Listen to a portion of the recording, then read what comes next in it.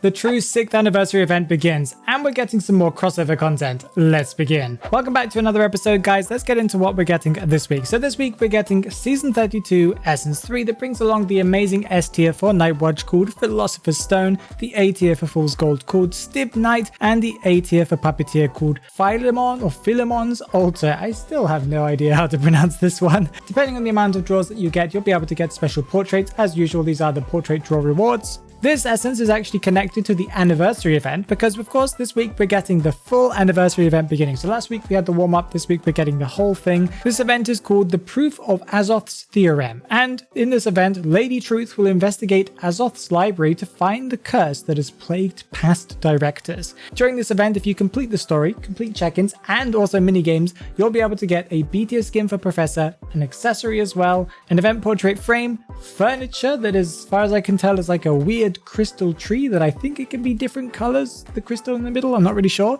a special dish or dishes, unlock cards, and even more. There's tons of rewards. I've got them on the screen right now. The anniversary event is also going to bring back some content, some returning content. I'm not really sure if it's happening this week or the following week, as it hasn't really been confirmed which week this is coming out, but we can assume it's coming out this week. In the Spyglass store, you'll be able to get a B tier for Perfumer, a Lucky Guy skin, and also a First Officer skin. They're all B tiers. You'll be able to get Wu Chang's accessory that we had from a couple of years ago, I believe, called the Sun and the Moon. That's an A tier accessory that has some kind of special space effects and stuff like that, emotes, and even more rewards. I've got everything on the screen as I just mentioned. In the store, not the Spyglass store, so you know the store where you purchase things with clues, echoes, all of those kind of things, fragments, you'll be able to get Wu Chang's A tier skin. There's a returning skin from the same one of his accessory that's called Celestial Cycle. You'll be able to get Mercenary's Shadowless A tier accessory and also Night Watch's Iced Beverage A tier accessory. There's also some furniture returning, so that's cool as well. I've got them all on the screen. If you're looking to purchase any of these things with echoes, well, make sure you go and wait until the event actually happens, because on the patch, I believe we're getting special recharge packages. So if you spend a certain amount of money, you'll be able to get extra rewards, extra echoes and stuff, so you can spend even more and get even more. And if you're worried that you don't have enough essences, well, don't worry, because on the day of the patch, we should be getting a 6th anniversary thank you letter from the developers, where if you log in, you'll be able to receive 10 free anniversary essences, a discount card, I believe it's 40% as far as I can tell, a portrait, and rank protection card that you'll be able to use. Probably some other rewards as well, but those are the ones that they mentioned. So this is really nice of the developers to give us so many essences. Okay, let's move on to some crossover content, because this week we're getting the Eggy Party crossover. People are, I think, okay with this crossover. I don't really think that anyone's super excited about this one. The skin is quite nice and stuff. All of the content, as far as I can tell, is going to be for free, and it will include the A tier for Lucky Guy called Yeggy's Best Friend. It's a very yellow looking, a B tier pet called Yeggy's Mechanics Doll, a portrait, and also a portrait frame that are, of course, themed around the Yeggy character. That's all I can tell that we're getting for that crossover. It's going to be mashed in with the anniversary event and all the other stuff as well. So this one might kind of fly a little bit under the radar, but that's completely fine. Another piece of content that we're getting that is also a crossover, but it's a crossover that we've already had, is another part to Arnold and Puppets. We've had multiple parts now, I guess you could say, that are all part of the part 1 for the Arnold and Puppets crossover. I'm not sure if there's going to be a part 2. They've kind of just slowly been releasing content slowly over the past few months and weeks and stuff like that. But this week we're getting a couple more things. We're getting some furniture pieces, and they are going to be the ones that I talked about a few weeks ago, including a motorbike Spring Rider Guard 26 thing that seems to be interactable, where you can ride on top of it. There's a creepy looking gardener doll with a smiley face mouth and nose, so you know, from the cartoons. A smiley face doll that's kind of hanging on the wall with a dancer poster stuck on top of it, so again a reference to the cartoons. And also a Guard 26 neon light up robot dancing thing. So it's like Guard 26 that dances and has neon lights on it.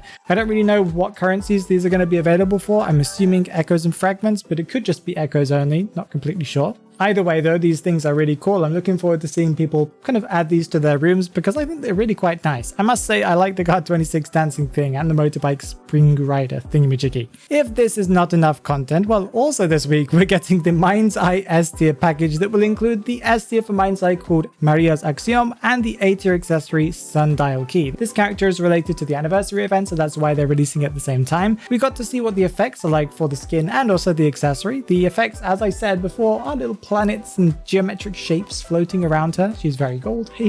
And the accessory has a really cool circle effect with astrology symbols on it. I don't really know how to explain what it is, but it's got, astrological symbols and stuff like that, so it's very cool.